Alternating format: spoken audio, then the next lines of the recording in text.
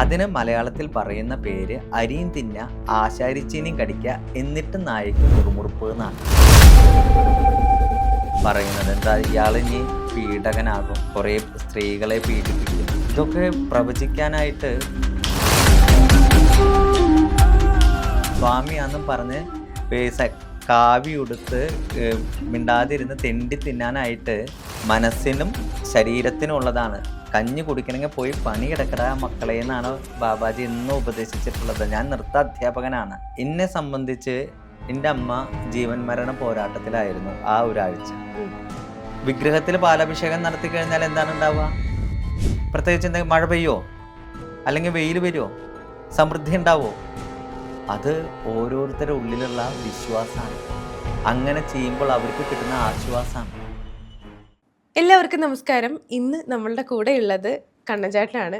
ചേട്ടാ നമസ്കാരം. നമസ്തേ. നമസ്തേ. ഒരു ഡാൻസ് ചെയ്തതിൻ്റെ പേരിൽ ഇത്ര അങ്ങ് വൈറലായിട്ടുള്ള ഒരാൾ ഈ അടുത്ത് നമ്മൾ കണ്ടിട്ടുണ്ടായിരുന്നില്ല. കണ്ടപ്പോൾ എന്തായിരുന്നു ഫീൽ ചെയ്തത്? ആദ്യമൊക്കെ ഒരു തമാശയായിട്ടാണ് കാണുന്നുള്ളൂ. അത് ഇപ്പോൾ ചെറിയ ചെറിയ ട്രോളുകളൊക്കെ ആവുമ്പോൾ അതൊരു തമാശയായിട്ട് മാത്രമേ കാണുന്നുള്ളൂ. അപ്പോൾ അതിനുശേഷം ഇത് ഗുരുതരമായ പ്രശ്നങ്ങളിലേക്ക് പോകുന്ന തരത്തിൽ മാറ്റപ്പെട്ടു. അതായത് തെറ്റിദ്ധരിപ്പിക്കുന്ന തരത്തിൽ പ്രചരിപ്പിക്കപ്പെട്ടു. ആ തെറ്റിദ്ധരിക്കപ്പെടുന്ന തരത്തിൽ പ്രചരിപ്പിക്കപ്പെട്ടപ്പോൾ അതിപ്പോൾ ബാബാജി ആയാൽ കൂടി കണ്ണനായാൽ കൂടി അത് വലിയ പ്രശ്നമുള്ള കാര്യമല്ല. പക്ഷെ അതിൽ കുറേ കുഞ്ഞുങ്ങളുണ്ടായിരുന്നു, കുറേ അമ്മമാരുണ്ടായിരുന്നു, പിന്നെ കുറേ സന്യാസി വര്യന്മാരുണ്ടായിരുന്നു. ഇതൊക്കെ കൂടി അവരുടെ സാമൂഹിക ജീവിതത്തിനെ കൂടി ബാധിക്കുന്ന തരത്തിലായി. അതായത് ഒരിക്കലും ഞാനൊരു ദൈവമാണ് എന്ന് എവിടെയും പറയാത്ത ബാബാജി സ്വയം ഒരാൾ ദൈവമായി നടിക്കുകയാണ് എന്ന രീതിയിൽ സമൂഹത്തിൻ്റെ മുന്നിൽ ദുർവ്യാഖ്യാനിക്കപ്പെട്ടു. ഇപ്പോൾ അന്ന് നൃത്തം ചെയ്ത സമയത്ത് ബാബാജി ഇങ്ങനെ അട്ടഹസിച്ച് ചിരിക്കുന്ന രീതിയിൽ ഒരുപാട് വീഡിയോസ് നമ്മൾ കാണുന്നുണ്ടായിരുന്നു. അപ്പോൾ ഇതൊക്കെ താഴെ കമൻറ്റുകൾ വന്ന എന്താണെന്ന് വെച്ചാൽ ഇത് ഭയങ്കര ഡ്രമാറ്റിക് ആയിട്ട് ചെയ്യുന്നു, ആളുകളെ ആകർഷിപ്പിക്കാൻ വേണ്ടിയിട്ട് ഞാൻ എന്തോ വലിയൊരു സംഭവമാണ് എന്നുള്ള രീതിയിൽ കാണിക്കാൻ വേണ്ടിയിട്ട് ചെയ്യുന്നു എന്നുള്ള രീതിയിലൊക്കെ ഒരുപാട് കമൻറ്റുകൾ വന്നിട്ടുണ്ടായിരുന്നു. ഇപ്പോൾ ബാബാജിനെ അറിയുന്ന ആൾക്കാർക്ക് നമുക്കറിയാം എന്താണ് ആള് എന്നുള്ളത് നമുക്കറിയാം. പക്ഷെ പെട്ടെന്ന് കാണുന്ന ആൾക്കാർക്ക് അങ്ങനെ ഒരു തെറ്റിദ്ധാരണ ഉണ്ടാവുന്നത് സ്വാഭാവികമല്ലേ? ആസ്വാദനം എന്ന് പറയുന്നത് എങ്ങനെയാകണം എന്നുള്ളത് അവരവരുടെ ഇഷ്ടമല്ലേ. ചിലർ ഒരു പാട്ട് കേട്ട് കഴിഞ്ഞാൽ കണ്ണടച്ചിരുന്ന് ആസ്വദിക്കും, മറ്റു ചിലർ താളം തട്ടി ആസ്വദിക്കും, ചിലർ തലയാട്ടി ആസ്വദിക്കും, ചിലർ പാട്ടിനൊപ്പം തുള്ളി ആസ്വദിക്കും. ബാബാജിയുടെ ആസ്വാദന തലം അതാണ്. ഇപ്പോൾ കാന്താര സിനിമ ഇറങ്ങിയ സമയത്ത് അതിൻ്റെ ക്ലൈമാക്സ് സീനിലൊക്കെ കുറേ ആൾക്കാർ ഇങ്ങനെ ആക്രോശിച്ചൊക്കെ ഉള്ള വീഡിയോസ് നമ്മൾ പല രീതിയിൽ കണ്ടു. ആളുകൾ ചോദിക്കണ്ടായി ഇവർക്കൊക്കെ ഭ്രാന്താണോ എന്ന്. ഭ്രാന്ത് എന്ന് പറയുന്നത് അവരുടെ ആസ്വാദനം അതാണെന്ന് കരുതിയാൽ പോരെ. അവരിങ്ങനെ വേണമെങ്കിൽ ആസ്വദിച്ചോട്ടെ. ആ ക്യാമറ വീഡിയോ എടുത്തിട്ടുള്ള ആ ക്യാമറകളിൽ ഒരാൾ പോലും നമ്മൾ വിളിച്ചിട്ട് വന്നിട്ടുള്ളതല്ല, ആരെയും നമ്മൾ ക്ഷണിച്ചിട്ടില്ല. നമ്മൾ ക്യാമറ വെച്ചിട്ട് ചിത്രീകരിച്ചിരുന്നു. അതിൻ്റെ വീഡിയോകൾ ഒന്നുപോലും പുറത്തേക്ക് നമ്മൾ ഇപ്പോഴും വിട്ടിട്ടില്ല. അപ്പോൾ അവർ ചെറിയ ചെറിയ ഭാഗങ്ങൾ എടുത്തിട്ടാണ് പുറത്തേക്ക് വിടുന്നത്. ആ പുറത്തേക്ക് വിടുമ്പോൾ ആ കാണുന്നവർക്ക് ഇത് മനസ്സിലാകുന്നില്ല ഇതെന്താണ് നടക്കുന്നത് എന്ന്. ബാബാജി അവിടെ ഇരിക്കുന്നത് ഗുരുഭാവത്തിലാണ്. ആ ഗുരുഭാവത്തിൽ ഇരിക്കുന്ന സമയത്ത് ആ ശിഷ്യൻ്റെ അടുത്താണ് ബാബാജി കമ്മ്യൂണിക്കേറ്റ് ചെയ്യണത്. ഇപ്പോൾ നമ്മൾ ഈ ഒരു ഇൻ്റർവ്യൂ ചെയ്യാനായിട്ട് ഇവിടെ ഇരിക്കുന്നത് പോലെയല്ല നമ്മൾ വീട്ടിലിരിക്കുക. നമ്മൾ സ്കൂളിൽ പോകുന്ന സമയത്ത് അവിടെ അതിൻ്റെ യൂണിഫോം ഇട്ടിട്ടാണ് ഇരിക്കുക. അമ്പലത്തിൽ പോകുമ്പോൾ അതിനനുസരിച്ചുള്ള വേഷം ധരിച്ചാണ് അമ്പലത്തിലേക്ക് പോകുക. ഓരോ കാര്യത്തിനും അതിൻ്റേതായ രീതികളുണ്ട്, ചിട്ടവട്ടങ്ങളുണ്ട്. അപ്പോൾ ഞങ്ങളുടെ ഗുരുപൂജയിൽ ഉണ്ടാവുന്ന രീതികൾ അത് അപരിചിതമാണ്, അത്രയേ ഉള്ളൂ. അതായത് നമുക്ക് പരിചയമില്ലാത്തതാണ്, നമുക്ക് അജ്ഞാതമാണ്. അപ്പോൾ നമുക്ക് പരിചയമില്ലാത്തതൊന്നും ഇല്ല എന്ന് പറയാൻ പറ്റില്ലല്ലോ. നമുക്ക് പരിചയമില്ലാത്ത കാര്യങ്ങൾ എങ്ങനെയാണ് നമ്മൾ ഇല്ല അല്ലെങ്കിൽ ഇതാണ് എന്ന് പറയാം. ബാബാജിയുടെ ഒക്കെ കാര്യത്തിൽ വളരെ കഷ്ടം തോന്നും. ഭാവി പ്രവചിക്കുന്ന പോലെയാണ് പറയുന്നത്. എന്താ ഇയാളിനി പീഡകനാകും, കുറേ സ്ത്രീകളെ പീഡിപ്പിക്കും. ഇതൊക്കെ പ്രവചിക്കാനായിട്ട് ഇങ്ങനെ നടക്കുമെന്ന് പറയാനായിട്ട് ആരാണ് അധികാരം കൊടുക്കുന്നത്? ഇപ്പോൾ ഞാൻ ചിത്രകുട്ടീനെ നോക്കിയിട്ട് പറയാണ് നാളെ ചിത്രകുട്ടി ഇന്ന രീതിയിലാവും, അതുകൊണ്ട് ചിത്രകുട്ടീനെ സൂക്ഷിക്കണം എന്ന് പറയാനായിട്ട്. അതൊന്നും ശരിയായ രീതിയല്ലല്ലോ. ഏതോ സ്വാമികൾ എപ്പോഴോ പീഡിപ്പിച്ചിട്ടുണ്ട് എന്ന കാര്യം മുൻനിർത്തിയിട്ട് എല്ലാ ഗുരുനാഥന്മാരും അല്ലെങ്കിൽ ഈ കാഷായ വസ്ത്രം ധരിക്കുന്നവരും പീഡിപ്പിക്കാൻ സാധ്യതയുള്ളവരാണ് എന്ന സ്റ്റേറ്റ്മെന്റിൽ എടുക്കാൻ പറ്റുമോ? ഏതോ മകൻ അമ്മയെ എന്തോ ചെയ്തു, അല്ലെങ്കിൽ ഒന്നോ രണ്ടോ മക്കൾ എപ്പോഴൊക്കെയോ അമ്മയെ ഉപദ്രവിച്ചിട്ടുണ്ട്, അല്ലെങ്കിൽ പെങ്ങളെ ഉപദ്രവിച്ചിട്ടുണ്ട് എന്നിരിക്കലെ എല്ലാ മക്കളും ഈ അമ്മയെയും പെങ്ങളെയും ഉപദ്രവിക്കുന്നവരാണ് എന്ന് കണക്കാക്കാൻ പറ്റുമോ? അച്ഛന്മാർക്കെതിരെ അതായത് പള്ളിയിലെ അച്ഛന്മാർക്കെതിരെ പീഡനത്തിന്റെ വിഷയം വന്നിട്ടുണ്ട്. അപ്പൊ എല്ലാ പള്ളിയിലെ അച്ഛന്മാരും അങ്ങനെയാണോ? എന്ത് വ്യാഖ്യാനമാണിത്? ഈ കുഴികുത്തി കഞ്ഞി കുടിക്കുക, പാദപൂജ ചെയ്യുന്നത്, പാദത്തിൽ മുത്തം വെക്കുന്നത്, ഇതൊക്കെ ആളുകൾക്ക് കാണുമ്പോഴേക്കും ഇപ്പം നേരത്തെ കണ്ണൻചേട്ടൻ പറഞ്ഞ പോലെ തന്നെ അത് പരിചിതമല്ല ആർക്കും. ഇതൊക്കെ കാണിച്ചു കഴിഞ്ഞാലോ അത് കണ്ടു കഴിഞ്ഞാലോ ആളുകൾക്ക് പെട്ടെന്ന് അക്സെപ്റ്റ് ചെയ്യാൻ പറ്റില്ല. കാരണം നമ്മുടെ ഇവിടെ ആൾദൈവം എന്നുള്ളൊരു കൺസെപ്റ്റിനെ എതിർക്കുന്ന ആൾക്കാരാണ് കൂടുതൽ ഉള്ളത്. അല്ലെങ്കിൽ അതല്ലെങ്കിൽ ഒരു ആൾദൈവം ആയിരിക്കില്ല അവര് സ്വയം ഗുരു എന്ന് വിചാരിക്കുന്ന ആൾക്കാരെ പോലും വേറൊരു രീതിയിൽ അവർ വ്യാഖ്യാനിക്കപ്പെടും. അപ്പോ ഇതൊക്കെ കാണുമ്പോഴേക്കും മൊത്തത്തിൽ കാണുമ്പോഴേക്കും ഈ ഒരു സൊസൈറ്റി ഇങ്ങനെയാണ് എന്നുള്ള രീതിയിൽ എങ്ങനെയാ തോന്നുന്നത്? അല്ല, തെറ്റിദ്ധരിച്ചതുകൊണ്ട് വിരോധമില്ല എന്ന് പറയുന്നത് കാരണം അവർ കണ്ടിട്ടില്ല, ഒരു അന്വേഷണം നടത്തിയിട്ടില്ല എന്നുള്ളതാണ്. ഇപ്പൊ കാലുമ മുത്തുക, കാലുമ കെട്ടിപ്പിടിക്കുക, പൂവിട്ട് പൂജിക്കുക എന്നതൊക്കെ ഒരാളെ സംബന്ധിക്കുന്ന കാര്യമല്ലേ. ഇപ്പോൾ എനിക്ക് എൻ്റെ ഗുരുനാഥനെ എങ്ങനെയാണോ പൂജിക്കാൻ തോന്നുന്നത് അങ്ങനെ പൂജിക്കാനാണ് എനിക്കിഷ്ടം. അപ്പൊ അങ്ങനെ പൂജിക്കാൻ പാടില്ല എന്ന് പറയുന്നത് എന്ത് ന്യായമാണ്? അതായത് ഞങ്ങൾ ആരും അങ്ങനെ ചെയ്യുന്നില്ല, അതുകൊണ്ട് ആരും അങ്ങനെ ചെയ്യണ്ടെന്ന് പറയാൻ പറ്റുമോ? അത് ശരിയല്ലല്ലോ. ഞങ്ങൾ ചെയ്യുന്നത് വരെ എല്ലാവരും ചെയ്താൽ മതി, അതിൻ്റെ അപ്പുറത്തേക്ക് ആരും ചെയ്യരുത്. ഉദാഹരണമായിട്ട് നമ്മൾ പറയാണ്, ഓണത്തിന് തൃക്കാരപ്പനെ വെക്കുന്നുണ്ട്, പൂക്കളെ കൊണ്ട് എന്താ പറയാ ഒക്കെ വെച്ചിട്ട് ആചരിക്കുന്നുണ്ട് നമ്മളത്. പൂക്കളം ഇടുന്നുണ്ട്. ഇപ്പൊ പൂക്കളം ഇട്ട് കഴിഞ്ഞാൽ ആ വീട്ടിൽ ഐശ്വര്യം വരുമോ? വഴക്കില്ലാതിരിക്കുമോ? അല്ലെങ്കിൽ തൃക്കാരപ്പനെ വെച്ച് കഴിഞ്ഞാൽ ഓണം സമൃദ്ധമാകുമോ? എവിടെന്നെങ്കിലും സ്പെഷ്യലായിട്ട് പൈസ കിട്ടുമോ? ഒന്നും സംഭവിക്കുന്നില്ല. വല്ലതും സംഭവിക്കുന്നുണ്ടോ? സ്പെഷ്യലായിട്ട് എന്തെങ്കിലും അത്ഭുതം സംഭവിക്കുന്നുണ്ടോ? അത് നമ്മൾ അനുഷ്ഠിച്ച് വന്ന കാര്യങ്ങളാണ്. ഇപ്പോൾ പുറമേ ഉള്ളവർ അത് വന്ന് കണ്ടു കഴിഞ്ഞാൽ പറയാ മലയാളികൾക്ക് പ്രാന്താണ്. എന്താണ്? ഒരു കല്ല് വെച്ച് അതുമ്മ കുറേ മണ്ണുകൊണ്ട് തൃക്കാരപ്പനെ ഉണ്ടാക്കി അതുമ്മ കുറേ പൂക്കളൊക്കെ വെച്ച് അതിന് ആരതി കുഴിഞ്ഞ് മറ്റേ പൂജയൊക്കെ ചെയ്ത് ഒട്ടുമിക്ക എല്ലാ മലയാളി സമൂഹത്തിലും നടക്കുന്ന ഒരു കാര്യമല്ലേ അതങ്ങനെ ചെയ്തത് കൊണ്ട് എന്ത് മാറ്റാണ് ഉണ്ടാവാൻ പോകുന്നത്? അത് ഞങ്ങൾ ആചരിക്കുന്നതാ. ഞങ്ങളുടെ പഴയ ആൾക്കാർ തൊട്ട് ഇങ്ങനെ കൈമാറി വന്ന ഒരു വിശ്വാസമാണ് അത്. ആ വിശ്വാസം ഞങ്ങൾ പിന്തുടരുന്നുണ്ട്. അതേമാതിരി ഞങ്ങളുടെ ആചാരപ്രകാരം പിന്തുടർന്ന് വന്ന ഒരു പിന്തുടർന്ന് വന്ന ഒരു ആചാരം മാത്രമാണ് ഈ പാദപൂജ എന്നുള്ളത്. ഈ പാദപൂജയ്ക്ക് മുമ്പ് യതീപൂജ നടന്നിരുന്നു. യതീപൂജ എന്ന് പറയുന്നത് ഈ ലോകത്ത് എല്ലാവരും സമന്മാരാണ്, ആരും ആരേക്കാളും വലുതുമല്ല, ആരും ആരേക്കാളും ചെറുതുമല്ല, എല്ലാവരെയും ഒരുമിച്ച് ഇരുത്തിയിട്ടാണ് പൂജ ചെയ്യുന്നത്. അതായത് ഈ സന്യാസി ശ്രേഷ്ഠന്മാരും നാഗാദേവിയും ഇനിയിപ്പോൾ സന്യാസിമാർ അല്ലാത്തവരും സാധാരണ ജീവിതം നയിക്കുന്നവരും വക്കീലന്മാരും ഡോക്ടർമാരും കർഷകരും ഒക്കെ നിരത്തി നിർത്തി ഇവരെല്ലാവരും ഈ ലോകത്തിന് ആവശ്യമാണ്, എല്ലാവരും തുല്യരാണ് എന്ന് പറഞ്ഞ് എല്ലാവരെയും കൂടിയിട്ടാണ് പൂജിക്കുന്നത്. അതിനെയാണ് യതീപൂജ എന്ന് പറയുന്നത്. ഈ നാഗയെ ഒരു ദേവീ പരിവേഷത്തിൽ കാണാനായിട്ട് ആഗ്രഹിക്കുന്നില്ലാത്തവർ കൂടുതലാണ്, അല്ലെങ്കിൽ അങ്ങനെ അക്സെപ്റ്റ് ചെയ്യാൻ പറ്റില്ലാത്ത ആൾക്കാർ കൂടുതലാണ്. അപ്പോൾ അത്രയും സന്യാസി ശ്രേഷ്ഠന്മാർ വന്നിരുന്ന ആ ഒരു പ്രോഗ്രാമിൽ നാഗയെ കൊണ്ടിരുത്തിയത് എന്തെങ്കിലും ഒരു ബുദ്ധിമുട്ടുണ്ടാക്കിയിട്ടുണ്ടോ നിങ്ങൾക്ക്? നമുക്കൊരു ബുദ്ധിമുട്ടുണ്ടാക്കിയിട്ടില്ല. നാഗേനെ അവർക്ക് കാണാൻ ഇഷ്ടമില്ലാച്ചാൽ അവർ കാണണ്ട. നമ്മളും ദേവിയായിട്ടൊന്നല്ല കാണുന്നത്, സാധാരണ ഒരു മനുഷ്യ സ്ത്രീ.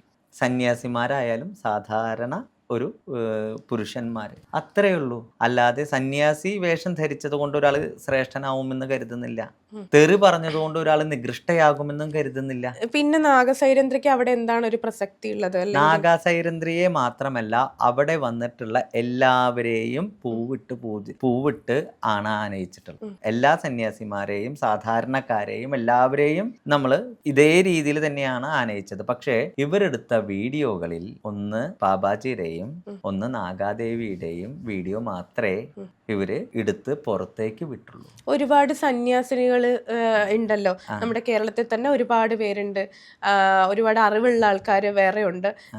പക്ഷേ എന്തുകൊണ്ട് നാഗ എന്നുള്ളത് ഒരു വലിയൊരു ക്വസ്റ്റ്യൻ ആയിട്ട് തന്നെ നാഗ നിലനിൽക്കുന്നുണ്ടായിരുന്നു. മാറ്റി നിർത്തപ്പെടുന്ന വ്യക്തിത്വങ്ങളുടെ പ്രതിനിധിയാണ്, ക്രൂശിക്കപ്പെടുന്ന വ്യക്തിത്വങ്ങളുടെ പ്രതിനിധിയാണ് നാഗ. നാഗ പറയുന്ന തെറിനെ ക്രൂശിക്കുന്നവർ നാഗയുടെ ലൈവിലും ബാക്കിയുള്ള വീഡിയോസിന്റെ അടിയിലും നമ്മൾ പ്രബുദ്ധരാണെന്ന് പറയുന്നുണ്ട്, ബുദ്ധിമാന്മാരാണെന്ന് പറയുന്നുണ്ട്. ഈ ബുദ്ധിമാന്മാരായ പ്രബുദ്ധരായ മലയാളികൾ എഴുതി വെക്കുന്ന വാക്കുകളൊന്ന് വായിച്ചു നോക്കൂ. അത് വായിച്ചു നോക്കിയാൽ അറിയാം കൂടുതൽ തെറി പറയുന്നത് ആരാണ്. ഇവിടെ നിന്ന് അങ്ങോട്ട് പറയുന്ന തെറിവാക്കുകൾ ശ്രേഷ്ഠമാകുകയും അവിടെ നിന്ന് ഇങ്ങോട്ട് പറയുന്ന തെറിവാക്കുകൾ നികൃഷ്ടമാകുകയും ചെയ്യുന്നത് എങ്ങനെയാണ്? തെറി മോശമാണ് എങ്കിൽ ഇവിടെ നിന്ന് അങ്ങോട്ട് പറഞ്ഞാലും അവിടെ നിന്ന് ഇങ്ങോട്ട് പറഞ്ഞാലും മോശമല്ലേ? അവിടെ നിന്ന് ഇങ്ങോട്ട് പറയുന്ന ആൾ മാത്രം മോശക്കാരിയാവാണ്. തെറി മോശമാണെങ്കിൽ ചിത്രകുട്ടി പറഞ്ഞാലും മോശമാണ്, കണ്ണൻ പറഞ്ഞാലും മോശമാണ്. അല്ല എങ്കിൽ ചിത്രകുട്ടി പറഞ്ഞാലും മോശമല്ല, കണ്ണൻ പറഞ്ഞാലും മോശമല്ല, നാഗ പറഞ്ഞാലും മോശമല്ല. ഒരു വലിയ സമൂഹത്തിൻ്റെ മുന്നിൽ, അതായത് തന്നെ ക്രൂശിക്കാനായിട്ട് ഒരുങ്ങി നിൽക്കുന്ന വലിയ സമൂഹത്തിൻ്റെ മുന്നിൽ ഒറ്റയ്ക്ക് നിന്ന് പോരാടിയ ഒരു വ്യക്തിത്വമാണ് നാഗ. അല്ലാന്ന് ചിത്രകൂട്ടി പറയോ? സാധാരണ സ്ത്രീകളെല്ലാം തോറ്റ് മടങ്ങുമ്പോൾ ചിലപ്പോൾ ആത്മഹത്യയിലേക്ക് പോലും പോകാനുള്ള സാധ്യതയുള്ളപ്പോൾ ഞാൻ ആരുടെ മുന്നിലും തോൽക്കാൻ ഒരുക്കമല്ല എന്ന് പറഞ്ഞ് നമ്മുടെ സമൂഹത്തിന്റെ മുന്നിൽ ഇന്നും ധീരതയോടെ പിടിച്ചു നിൽക്കുന്ന വ്യക്തിത്വമായിട്ടാണ് നാഗേനെ നമ്മൾ അവിടെ പറഞ്ഞിട്ടുള്ളത്. അല്ലാതെ നാഗദേവിയാണെന്നോ അല്ലെങ്കിൽ നാഗയ്ക്ക് ദിവ്യശക്തികളുണ്ടെന്നോ നാഗാദേവിക്ക് 16 കൈകളുണ്ടെന്നോ നാഗാദേവി വരം തന്നു കഴിഞ്ഞാൽ സന്താനലബ്ധി ഉണ്ടാവുന്നോ ഒന്നും പറഞ്ഞിട്ടില്ല. ഇതിൻ്റെ ഇടയിൽ വൈറലായിട്ടുള്ള ഒരു ക്ലിപ്പായിരുന്നു, എനിക്ക് തോന്നുന്നു ഇതിൻ്റെ ഒക്കെ മുന്നേ ആ ഒരു ക്ലിപ്പാണ് ഏറ്റവും കൂടുതൽ ഷെയർ ചെയ്യപ്പെട്ടതും ഒക്കെ. ബാബുസ്വാമിയും നാഗയും തമ്മിലുള്ളൊരു സംഭാഷണത്തിന്റെ ഒരു ക്ലിപ്പ്. അത് സംസാരിക്കുന്നത് ക്ഷേത്രത്തിൽ വന്നിട്ടുണ്ട് എന്നുള്ള രീതിയിൽ. എത്രമാത്രം ആൾക്കാർ അത് ആസ്വദിക്കുന്നുണ്ട്. നാഗയുടെ ശബ്ദം, ആ രീതി, ഈണം. ബാബുസ്വാമി എൻ്റെ ക്ഷേത്രത്തിൽ വന്നിട്ടുണ്ട്. എത്ര ആൾക്കാർ അത് വെച്ചിട്ട് പണം ഉണ്ടാക്കുന്നുണ്ട്. ഈ നാഗയെ വിറ്റിട്ട് ജീവിക്കുന്ന എത്ര ആൾക്കാർ ഈ സമൂഹത്തിലുണ്ട്? ഇല്ല എന്ന് പറയോ? നാഗയ്ക്ക് കിട്ടുന്നതിനേക്കാൾ കൂടുതൽ പണം നാഗയുടെ ചിത്രങ്ങളും തെറികളും ഈ ശബ്ദവും വെച്ച് ഈ മലയാളി സമൂഹം ഉണ്ടാക്കിക്കൊണ്ടിരിക്കുന്നുണ്ട്. ഒരാളെ പരമാവധി ഉപയോഗിക്കുകയും ചെയ്യുക, അയാളെ തന്നെ പരമാവധി ക്രൂശിക്കുകയും ചെയ്യുക. അതിന് മലയാളത്തിൽ പറയുന്ന പേര് അരിയും തിന്ന ആശാരിച്ചീനിയും കടിക്കുക എന്നിട്ട് നായയ്ക്ക് മുറുമുറുപ്പ് എന്നാണ്. പിന്നെ രണ്ടാമത്തെ കാര്യം ബാബുസ്വാമിയോടൊക്കെ വല്ല പണിക്ക് പൊക്കൂടെ എന്ന് ചോദിക്കുന്ന ആൾക്കാരുണ്ട്. ബാബുസ്വാമി അവിടെ കോർപ്പറേഷനിൽ വർക്ക് ചെയ്യുന്ന സ്വാമിയാണ്, അന്വേഷിച്ച് നോക്കിയാൽ അറിയാം. സ്വാമിയാണെന്നും പറഞ്ഞ് കാവി ഉടുത്ത് മിണ്ടാതിരുന്ന് തെണ്ടി തിന്നാനായിട്ട് നമ്മുടെ ബാബാജി എവിടെയും ആരോടും ഉപദേശിച്ചിട്ടില്ല. സന്യാസം മനസ്സിനും ശരീരത്തിനും ഉള്ളതാണ്. കഞ്ഞി കുടിക്കണമെങ്കിൽ പോയി പണിയെടുക്കടാ മക്കളെ എന്നാണ് ബാബാജി എന്നും ഉപദേശിച്ചിട്ടുള്ളത്. ഞാൻ നൃത്ത അധ്യാപകനാണ്. 14 ജില്ലകളിലും നമുക്ക് വിദ്യാർത്ഥികളുണ്ട്. ഒരുപാട് ടീച്ചർമാർ നമ്മുടെ കീഴിൽ പഠിക്കുന്നുണ്ട്. എനിക്ക് തന്നെ അറിയില്ല ഞാൻ എത്ര ഗാനങ്ങൾ എഴുതിയിട്ടുണ്ടെന്ന്, വർണ്ണങ്ങൾ എഴുതിയിട്ടുണ്ടെന്ന്. എങ്ങനെ പോയാലും ഭരതനാട്യം വർണ്ണങ്ങൾ ഒരു 150-ലധികം ഞാൻ എഴുതിയിട്ടുണ്ടാകും. നാടോടി നൃത്ത ഗാനങ്ങൾ ഒരു 300-ലധികം ഞാൻ എഴുതിയിട്ടുണ്ടാകും. നൃത്ത നാടകങ്ങൾ ഒരു 40-ഓ 50-ഓ എഴുതിയിട്ടുണ്ടാകും. കുച്ചിപ്പുടിയുടെ ഡ്രാമാസ് അതും ചെയ്തിട്ടുണ്ട്. ഇതൊക്കെ ചെയ്തുകൊണ്ടിരിക്കുന്ന എന്നോട് പറയാണ് നിങ്ങൾക്ക് വല്ല പണിക്കും പൊക്കൂടെ എന്ന്. ഞാൻ എന്ത് പണിക്കാണ് പോകേണ്ടത്? ഇതല്ലേ എൻ്റെ പണി. ഞാനത് കൃത്യമായിട്ട് ചെയ്യുന്നില്ലേ? ഞാൻ പഠിപ്പിച്ചു വിട്ട ഒരു കുട്ടി പോലും അയാൾക്ക് അത് അറിയില്ല കേട്ടോ, പണി അറിയാത്ത ആളാണ് എന്ന് പറഞ്ഞിട്ടില്ല. ഞാൻ ശരിക്കും പറഞ്ഞാൽ ആ വീഡിയോ കണ്ടിട്ടാണ്, ആ വീഡിയോ കണ്ടപ്പോൾ ഞാൻ അങ്ങ് സ്കിപ്പ് ചെയ്ത് ഞാൻ ആക്ച്വലി പോയി. പിന്നെ അതിന് ശേഷം കഴിഞ്ഞ ദിവസമാണ് ഞാൻ ചേട്ടനെ വിളിക്കുന്ന ആ ഒരു സമയത്താണ് ഞാൻ 2 പെൺകുട്ടികളുമായിട്ട് സ്റ്റേജിലുള്ള ഒരു പെർഫോമൻസ്, സ്റ്റേജിലാണോ അതോ നിങ്ങളുടെ സ്റ്റുഡിയോയിലാണോ എന്നുള്ളത് എനിക്കറിയില്ല, അവിടെയുള്ള ഒരു പെർഫോമൻസ് കണ്ട. അപ്പോഴാണ് ആക്ച്വലി എനിക്ക് വിളിക്കണമെന്ന് തോന്നിയത്. കാരണം എന്താ വെച്ചാൽ അതിനകത്ത് അത്ര ഒരു ആ ഗ്രേസോട് കൂടി അത് പെർഫോം ചെയ്യുന്ന കണ്ടപ്പോൾ എനിക്ക് ഭയങ്കര ഒരു താല്പര്യം തോന്നി സംസാരിക്കണം എന്നുള്ളത്. അപ്പോൾ ഇത് പലപ്പോഴും ആളുകൾക്ക് ചിലപ്പോൾ മനസ്സിലായെന്ന് വരില്ല, അല്ലെങ്കിൽ ആളുകൾക്ക് അറിയുണ്ടാവില്ല ഇത്ര നന്നായിട്ട് ചെയ്യുന്ന ആളാണ്, അല്ലെങ്കിൽ ഇത് ഒരുപാട് സ്റ്റുഡൻസ് ഉള്ള ആളാണ് എന്നുള്ളതൊന്നും ആളുകൾക്ക് അറിയുണ്ടാവില്ല. ഒരുപക്ഷെ അങ്ങനെ തെറ്റിദ്ധരിക്കപ്പെട്ടതാവില്ലേ? അല്ല, ആളുകൾക്ക് ഇഷ്ടാവാഞ്ഞത് ബാബാജിയുടെ കാല് പിടിച്ചതും കാലുമേ ഉമ്മ വെച്ചതുമാണ്. അത് എന്നെ സംബന്ധിച്ച് എൻ്റെ അമ്മ ജീവൻ മരണ പോരാട്ടത്തിലായിരുന്നു ആ ഒരാഴ്ച. ആ ഒരാഴ്ച ഇവിടെ അടുത്ത് തന്നെ രാജഗിരി ആശുപത്രിയിലാണ് ഉണ്ടായിരുന്നത്. അമ്മേനെ തിരിച്ച് കിട്ടുമോ ഇല്ലയോ എന്നുള്ള ബുദ്ധിമുട്ടാണ്. അമ്മ എന്ന് പറയുന്നത് കണ്ണൻ എന്നും താങ്ങും തണലായിട്ട് നിന്നതാണ്. കണ്ണൻ എവിടെ പോകുമ്പോഴും ഏത് പരിപാടിക്ക് പോകുമ്പോഴും ഒറ്റയ്ക്ക് പോവാറില്ല. അമ്മ ഉണ്ടാവും കൂടെ. അരങ്ങേറ്റത്തിനായാലും എല്ലാ കലോത്സവത്തിനും അമ്മ വരും. നമ്മുടെ മക്കൾക്കൊക്കെ ചോറ് വാരി കൊടുക്കും. അങ്ങനെയുള്ള ആയിരുന്നു എന്നല്ല ആണ്. എന്നിട്ട് അമ്മയുടെ അസുഖം ഭേദമായി എന്ന് പറഞ്ഞ് ബാബാജിയുടെ ചണ്ടാള ജയന്തിക്കാണ് അമ്മേനെ ഈ രാജഗിരി ആശുപത്രിയിൽ നിന്ന് നേരെ കൊണ്ടുവരുന്നത്. അപ്പം അതിൻ്റെ ഇടയിൽ ഈ ദിവസങ്ങളിൽ കണ്ണൻ തളർന്നു പോകുന്നുണ്ടായിരുന്നു. ഭക്ഷണം കഴിക്കാൻ പറ്റുന്നില്ല, ഉറങ്ങാൻ പറ്റുന്നില്ല. അമ്മയുടെ കാര്യം ആലോചിച്ച് ഇങ്ങനെ ഞാൻ ഒരു സൈക്കാട്രിസ്റ്റിനെ കാണേണ്ട, ആരോഗ്യ വിദഗ്ധനെ കാണേണ്ട അവസ്ഥയിലേക്ക് എത്തിയിട്ടുണ്ടായിരുന്നു. ഭ്രാന്തായിട്ടുണ്ടായിരുന്നു. ശരീരം വളരെ സൂക്ഷിച്ചു ഒരാഴ്ച കൊണ്ട്.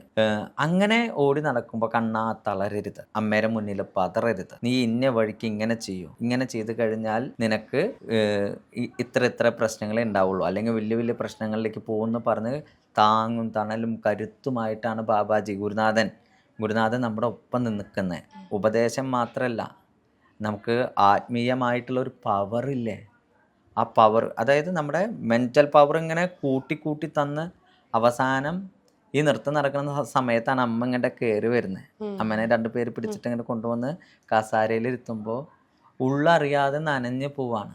ആ നനഞ്ഞു പോകുന്ന സമയത്ത് ഗുരുനാഥൻ്റെ കാല് തൊട്ട് നമസ്കരിക്കേണ്ട കാര്യമേ ഉള്ളൂ അവിടെ. പക്ഷേ ഗുരുനാഥ, അങ്ങയുടെ കരുത്തും അങ്ങയുടെ മോട്ടിവേഷനും എല്ലാം കൂടിയിട്ടാണ് എനിക്ക് എൻ്റെ അമ്മേനെ തിരിച്ചു കൊണ്ടുവരാനായിട്ടുള്ള ഏറ്റവും ശക്തി പകർന്നത്. നന്ദി ഗുരുനാഥ എന്ന് പറഞ്ഞിട്ട് കാലുമേ കെട്ടിപ്പിടിച്ച് കിടക്കുമ്പോൾ അതായിരുന്നു മനസ്സിൽ. ആ പാദങ്ങൾ ഞാൻ ചുംബിക്കുന്നത് അതെൻ്റെ രീതിയാണ്. സാധാരണ ഗുരുനാഥൻ അവസാനത്തെ അനുഗ്രഹം പാദദീക്ഷ എന്ന് പറയും. അത് ശിഷ്യൻ്റെ ശിരസിലാണ് കൊടുക്കുക. അത് ശിരസിലല്ല കൊടുക്കുക എന്ന് പറഞ്ഞാൽ ഹൈന്ദവമായിട്ടുള്ള എല്ലാ ആചാരങ്ങളും അനുഷ്ഠാനങ്ങളും തെറ്റാണെന്ന് പറയേണ്ടി വരും. ദീക്ഷിതരോട് ചോദിച്ചാൽ അറിയാം. ഏറ്റവും അവസാനം നൽകുന്ന പാദദീക്ഷ ശിഷ്യൻ്റെ ശിരസിലാണ് തരിക.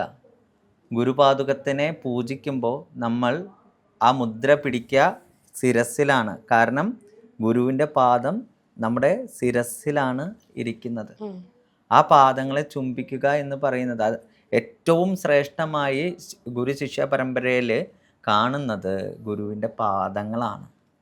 ഇപ്പം ഏത് ദൈവത്തിൻ്റെ ആയാലും നമ്മൾ കാല് തൊട്ടല്ലേ നമസ്കരിക്കുക. അതിലൊരു ഉമ്മ കൂടി കൊടുത്തു എന്നല്ലേ ഞാൻ ചെയ്തുള്ളൂ. അതല്ലേ തെറ്റായിട്ട് പറയുന്നത്. ഈ പാദം പിടിക്കൽ തെറ്റാണെങ്കിൽ പാട്ട് പഠിക്കുമ്പോഴും സംഗീതം പഠിക്കുമ്പോഴും കളരി പഠിക്കുമ്പോഴും ദക്ഷിണ കൊടുത്തിട്ട് ഗുരുനാഥൻ്റെ ഏതാ പിടിക്കുന്നത്? എന്തിനാ കാല് പിടിക്കുന്നത്? ചിത്രകുട്ടി ഇതുവരെ ആരും കാല് പിടിച്ചിട്ടില്ല ഇല്ലേ? നമ്മുടെ ഗുരുവായിട്ട് കാണുന്ന ആളുടെ കാല് തൊട്ട് നമസ്കരിക്കുമ്പോൾ അവിടെ എന്താ സംഭവിക്കുന്നത്? പെട്ടെന്നൊരു പവർ കയറുമോ? അതൊരു രീതിയല്ലേ, ആദര സൂചകല്ലേ. ഇവിടെ ആകെ ഉണ്ടായിരിക്കുന്നത് ഗുരുനാഥൻ്റെ കാലുമേ ഉമ്മ വെച്ചു എന്നുള്ളൊരു കാര്യമാണ്. എൻ്റെ ഗുരുവിൻ്റെ കാലുമേ ഞാൻ ഉമ്മ വെച്ചതിന് ആർക്കെന്ത് ഛേദം? ഗുരു ശിഷ്യ ബന്ധം, അമ്മ അച്ഛൻ മക്കൾ, ഇതിനേറ്റൊക്കെ അപ്പുറത്താണ്. മക്കളുടെ കാലുമേ നമ്മൾ ഉമ്മ വയ്ക്കുന്നില്ലേ? അമ്മയുടെ കൈമ ഉമ്മ വയ്ക്കുന്നില്ലേ? ഇല്ലേ? നെറ്റിയിൽ ഉമ്മ വയ്ക്കുന്നില്ലേ? അതേമാതിരി ഒരു ഉമ്മയാണ് വെച്ചത് ഗുരുനാഥൻ്റെ. പക്ഷേ പിന്നെ അവിടെ അടുത്ത വിഷയം വന്നത് ഗുരുനാഥൻ്റെ വസ്ത്രധാരണ രീതിയാണ്. അതും ഈ യൂണിഫോമാണ്. അത് ആദിമരുടെ രീതിയാണത്. കൗളാചാര പ്രകാരമുള്ള രീതിയാണത്. കാരണം നമ്മൾ പറഞ്ഞില്ലേ, സ്കൂളിൽ പോകുന്ന സമയത്ത് യൂണിഫോം ഇടണം. മഠാധിപതിയായി ചണ്ടാള ബാബ മലവാരി മുത്തൻ എന്ന പൊസിഷനിൽ ഇരിക്കുമ്പോൾ മാത്രമേ ആ വസ്ത്രമുള്ളൂ. ഗുരുനാഥൻ വീട്ടിൽ ഗൃഹസ്ഥനായിട്ട് ഇരിക്കുന്ന സമയത്ത്, അല്ലെങ്കിൽ കുടുംബകാര്യങ്ങൾ നോക്കുന്ന സമയത്ത് പാൻറ് ഷർട്ട് ഇട്ടിട്ട് നടക്കുക അദ്ദേഹം. ഇങ്ങോട്ട് എങ്ങനെയാ വന്നേ? പാൻറ് ഷർട്ട് ഇട്ടിട്ടല്ലേ വന്നേ? അല്ലാതെ ഫുൾ ടൈം ഇങ്ങനെ നടക്കുകയാണോ? അമ്പലത്തിൽ പൂജ ചെയ്യുമ്പോൾ തിരുമേനിമാർ കോണകമല്ലേ ഉടുക്കുക? ബർമൂടിയിട്ട് അങ്ങോട്ട് കയറി ചെല്ലാൻ പറ്റുമോ? എന്തിനാ അമ്പലത്തിൻ്റെ ഉള്ളിലേക്കെങ്കിലും പറ്റുമോ? അപ്പോൾ ഓരോ ആചാരങ്ങളെയും അനുഷ്ഠാനങ്ങളെയും നമ്മൾ ബഹുമാനിക്കുന്നുണ്ട്. അപ്പോൾ ഈ കൗളാചാരത്തിനെ മാത്രം എന്തിനു മാറ്റി നിർത്തണം? അറിവില്ലായ്മയാണ്. ആ കൗളാചാരപ്രകാരം ആ വസ്ത്രം ധരിച്ചിരുന്നപ്പോൾ അവർ വിചാരിച്ചു, ഈ ലോകം വിചാരിച്ചു എന്ത്, ഇദ്ദേഹം ആൾദൈവമായി അഭിനയിക്കുകയാണെന്ന് വിചാരിച്ചു. അപ്പോൾ അവിടെയും തെറ്റിദ്ധരിക്കപ്പെട്ടു. അതായത് എല്ലാവരും ഒന്നാണ് എന്ന് കാണിക്കാൻ നാഗാസൈരന്ധ്രി ദേവി അടക്കം മാറ്റി നിർത്തപ്പെട്ടവരും ക്രൂശിക്കപ്പെട്ടവരും ഒറ്റപ്പെട്ടവരും എല്ലാവരും എന്താ പറയുക, സമൂഹത്തിൽ നന്നായി ജീവിക്കുന്നവരും പണക്കാരും പാവപ്പെട്ടവരും എല്ലാവരും ഒന്നാണെന്ന് കാണിക്കാനാണ് ആ സദസ്സ്, യതി പൂജ എന്ന് പറയുന്ന സർവദർശന സമഭാവന സദസ്സ് നമ്മൾ എന്ത് ചെയ്തത്, വിഭാവനം ചെയ്ത് പ്രാവർത്തികമാക്കിയത്. അതിൽ ആൾക്കാർ വന്നിട്ട് നാഗാസൈരന്ധ്രി ദേവിനെ മാത്രം വീഡിയോ എടുത്തത് അത് നമ്മുടെ തെറ്റാണോ? അവിടെ ഇരിക്കുന്ന സ്വാമിമാരുടെ എല്ലാവരും കഴുത്തിൽ മാലയുണ്ട്. ആ മാലയൊന്നും കണ്ടില്ല. നാഗാസൈരന്ധ്രി ദേവിയുടെ കഴുത്തിലെ മാല മാത്രമേ കണ്ടുള്ളൂ. എല്ലാവരെയും പൂവിട്ട് ആദരിച്ചിട്ടുണ്ട്. ആ വീഡിയോ ഒന്നും ആർക്കും വേണ്ട. നാഗാസൈരന്ധ്രി ദേവിയുടെ വീഡിയോ മാത്രമേ വേണ്ടൂ. നിങ്ങൾ വേണ്ടത് മാത്രം കണ്ടിട്ട് നിങ്ങൾക്ക് ആവശ്യമുള്ള പോലെ കഥകൾ മെനഞ്ഞിട്ട് നിങ്ങൾ എന്തോ ചിന്തിച്ച് വെച്ചിട്ട് നിങ്ങൾ പ്രചരിപ്പിക്കുന്നതിനെ ഈ ശിഷ്യനും ആ ഗുരുവും എന്ത് പിഴ ചെയ്തു? ഇക്കാലത്ത് ഇത്തരം ആരാധനകളുടെ ആവശ്യമുണ്ടോ? ഏത് ആരാധനയുടെയാണ് ആവശ്യമുള്ളത്? അങ്ങനെ നോക്കുകയാണെങ്കിൽ ഏത് ആരാധനയുടെ ആവശ്യമാണുള്ളത്? വിളക്ക് കത്തിച്ച് വെക്കേണ്ട ആവശ്യമുണ്ടോ? ഇത് പറഞ്ഞ പോലെ വിളക്ക് കത്തിച്ച് വെച്ചാൽ ആ വീട്ടിൽ അന്ന് അടി ഉണ്ടാവില്ലേ? വഴക്കുണ്ടാവില്ലേ? വിളക്ക് കത്തിച്ച് വെച്ചാൽ പട്ടിണി മാറുമോ? വിളക്ക് കത്തിച്ച് വെച്ചാൽ അന്നത്തെ ദിവസം പണിയെടുത്തതിന് ഒരു 1000 രൂപ കൂടുതൽ കിട്ടുമോ? അപ്പോൾ വിളക്ക് കത്തിച്ച് വെക്കേണ്ട ആവശ്യമുണ്ടോ അങ്ങനെ ചോദിക്കുമ്പോൾ? ഇല്ല. വിഗ്രഹത്തിൽ പാലാഭിഷേകം നടത്തി കഴിഞ്ഞാൽ എന്താണ് ഉണ്ടാവുക? പ്രത്യേകിച്ച് എന്തെങ്കിലും മഴ പെയ്യോ? അല്ലെങ്കിൽ വെയിൽ വരുമോ? സമൃദ്ധി ഉണ്ടാവോ? അത് ഓരോരുത്തരുടെ ഉള്ളിലുള്ള വിശ്വാസമാണ്. അങ്ങനെ ചെയ്യുമ്പോൾ അവർക്ക് കിട്ടുന്ന ആശ്വാസമാണ്. ഈ വിശ്വാസത്തിലൂടെ ആശ്വാസത്തിലേക്കാണ് പോകുന്നത്. ഇത് ചെയ്യുമ്പോൾ എൻ്റെ ഗുരുനാഥൻ തൃപ്തിപ്പെട്ടു, എൻ്റെ ഗുരുനാഥന് സന്തോഷമായി എന്നൊരു വിശ്വാസം കണ്ണനുണ്ട്. അതിൽ ആശ്വാസമുണ്ട്, ആനന്ദമുണ്ട്. ഇതിൻ്റെ ആവശ്യമുണ്ടോ എന്ന് ചോദിക്കുമ്പോൾ ഒന്നിൻ്റെയും ആവശ്യമില്ല. യാതൊന്നിൻ്റെ ആവശ്യമില്ല. പൂരത്തിൻ്റെ ആവശ്യമുണ്ടോ? പള്ളിപ്പെരുന്നാളിൻ്റെ ആവശ്യമുണ്ടോ? ഇനി അവസാനമായിട്ട് ആ നൃത്തം ചെയ്ത ആ ഒരു സോങ് നമുക്ക് വേണ്ടിയിട്ടൊന്ന് പാടാൻ പറ്റുമോ? അയ്യോ, പാട്ട് വളരെ മോശമാണ്. വളരെ മോശമാണ്. നൃത്തം ചെയ്ത സോങ് ഞാൻ ശരിക്കും പറഞ്ഞാൽ അത് കേട്ടിട്ടില്ല. അത് ഈ അമ്മേരെ ഓട്ടം പറഞ്ഞില്ലേ, അമ്മേരെ തൃശ്ശൂർ, ആലുവന്ന് തൃശ്ശൂർ, പിന്നെ ജയന്തിയുടെ കാര്യങ്ങൾ, അതിൻ്റെ ഇടയിൽ വളരെ ഒരു അരമണിക്കൂറിൻ്റെ ഉള്ളിൽ സൃഷ്ടിച്ച പാട്ടാണത്.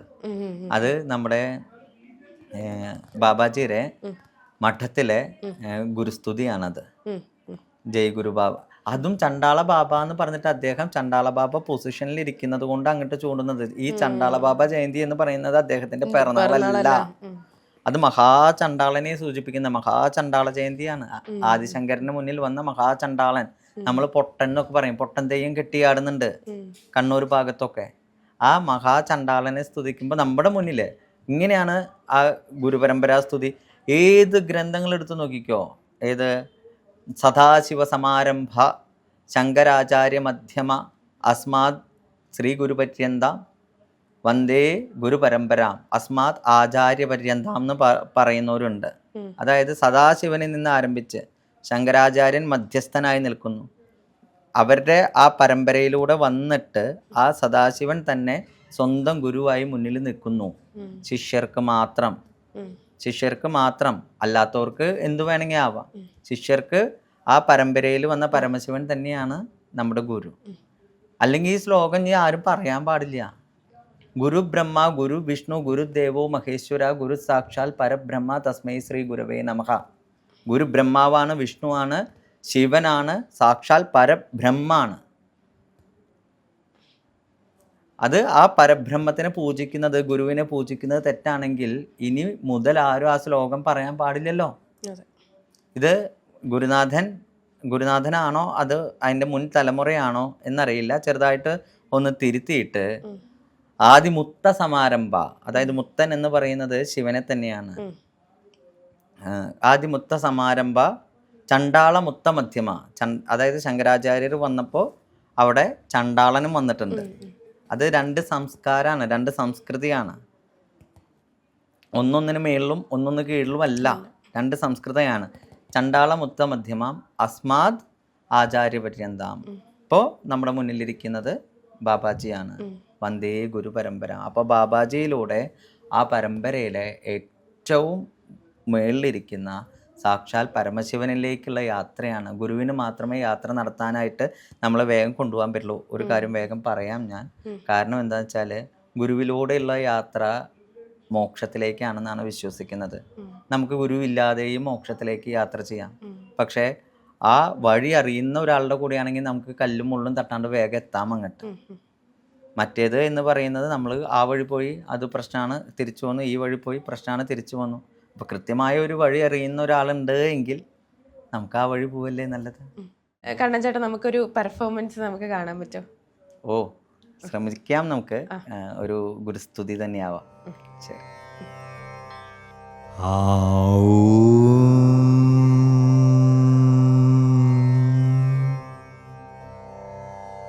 പാരിതിൽ കാണായതൊക്കെ പെറ്റിട്ടൊരു പ്രകൃതിയാം മാതാവേ, അമ്മ തൻ മക്കളെല്ലാം ഒന്നായിരിപ്പൊരു കുടുംബമല്ലയോ മാതൃകുലം. മാതൃകുലത്തിലിരിപ്പവർ നിത്യവും കോട്ടമില്ലാതാചരിപ്പൊരു ധർമ്മം സംരക്ഷിപ്പാനായിരിപ്പൊരു മൂലസ്ഥാനത്തെ നിത്യവും ഞങ്ങൾ സ്മരിക്കുന്നേ. അപ്പോൾ കണ്ണൻ ചേട്ടാ, ഒരുപാട് താങ്ക് യു. എന്താ പറയുക, കുറേ സമയം തിരക്കുണ്ട് എന്നറിയാം, എന്നാലും കുറച്ച് സമയം നമുക്ക് സംസാരിക്കാൻ പറ്റിയതിലും ഈ ഒരു വിഷയത്തോടു കൂടി കുറച്ച് ക്ലാരിഫിക്കേഷൻ ആളുകളിലേക്ക് എത്തിയിട്ടുണ്ടാവും എന്ന് വിചാരിക്കുന്നു. എല്ലാം നല്ലതിനാവട്ടെ. ലോകാ സമസ്ത സുഖിനോ ഭവന്തു. വന്ദേ ഗുരു പരമ്പര.